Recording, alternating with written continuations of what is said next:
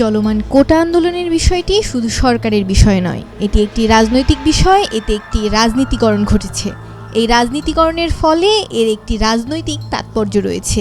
কোটা আন্দোলন নিয়ে আওয়ামী লীগের শীর্ষ নেতারা নিয়মিত কথা বললেও সুবিধাভোগীরা এক ধরনের নীরব ভূমিকা পালন করছে। এই তালিকায় আছেন ঢাকা 10 আসনের সংসদ সদস্য, চলচ্চিত্রের জনপ্রিয় অভিনেতা ফেরদৌস আহমেদ, নড়াইল 2 আসনের এমপি মাশরাফি বিন মুর্তজা এবং মাগুরা 1 আসনের সংসদ সদস্য সাকিব আল হাসান। সারা দেশ কোটা আন্দোলনে উত্তাল। ছাত্রলীগের কর্মীদের মারধর করে ক্যাম্পাস থেকে বের করে দেওয়া হচ্ছে। ঢাকা কলেজের একজন ছাত্রলীগ কর্মীকে হত্যা করা হয়েছে। কিন্তু অজানা কারণে এই তারকা এমপি নীরব ভূমিকায় রয়েছেন।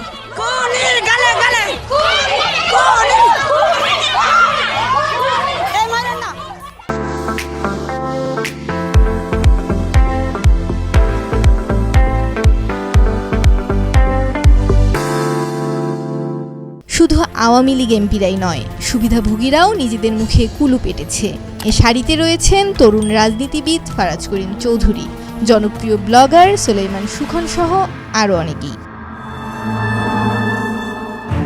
সংশ্লিষ্টরা মনে করছেন যে ছাত্রলীগ যেমন অত্যন্ত দায়িত্বশীলভাবে কোটা সংস্কার আন্দোলন নিয়ে তাদের অবস্থান ব্যাখ্যা করেছেন, তেমনি যুবলীগ সহ অন্যান্য সংগঠনগুলোরও কোটা সংস্কার আন্দোলন নিয়ে কথা বলা উচিত। কোটা নিয়ে যারা বিভ্রান্তি তৈরি করেছে, সেই বিভ্রান্তি দূর করার জন্য জনপ্রিয় নেতাদের কথা বলা উচিত। বিশেষ করে শিক্ষার্থীরা যাদেরকে পছন্দ করেন, শিক্ষার্থীদের মধ্যে যারা পরিচিত, তাদের এ নিয়ে প্রকৃত তথ্য শিক্ষার্থীদের সামনে তুলে ধরার দায়িত্ব রয়েছে।